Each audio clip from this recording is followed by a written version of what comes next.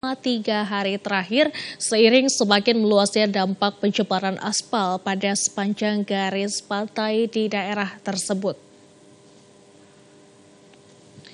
Para nelayan tradisional ini sedianya harus melakukan aktivitas melaut untuk mempersiapkan pasokan ikan termasuk untuk kebutuhan pada Lebaran 1444 Hijriah nanti.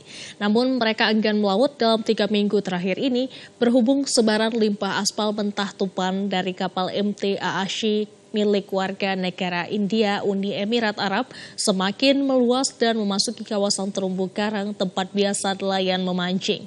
Selain itu, banyaknya instalasi pancing dan alat tangkap yang telah rusak akibat terperangkap limbah aspal menjadi penyebab aktivitas pencaharian nelayan ini terganggu. Nelayan juga sangat menyesali sikap pemerintah daerah dan pusat yang telah abai menuntaskan permasalahan pencemaran lingkungan Laut Nias Utara yang telah melumpuhkan aktivitas nelayan sampai hilangnya mata pencaharian ekonomi keluarga mereka. Pemerintah pusat sudah menjanjikan kepada kami untuk membersihkan lingkungan desa Faihuna ini dari aspal ini. Tapi sampai sekarang belum pernah dibersihkan. Tolong pemerintah pusat untuk memperhatikanlah wilayah kami. Masyarakat kami sudah merasakan keresahan ekonomi. Merasakan kekurangan pendapatan ekonomi di lautan ini. Merasa dirugikan sampai kami sekarang tidak mendapatkan apa-apa.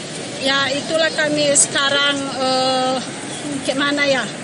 Merasa kesulitan gitu. Kesulitan kami sekarang. Apa saja kebutuhan yang sudah mulai saat ini mulai dirasakan tidak ada di rumah, Bu? Beras, semua lah, ekonomi dapur lah.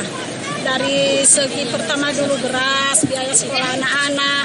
Kami begitulah tersulitkan oleh aspal yang berceceran ini.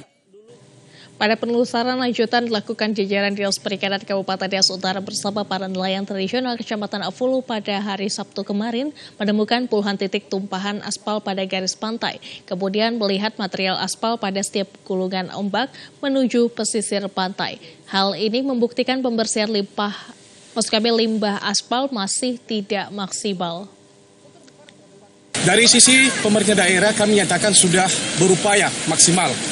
Namun membangun komunikasi dengan pemerintah pusat, kami sudah melaksanakan pertemuan.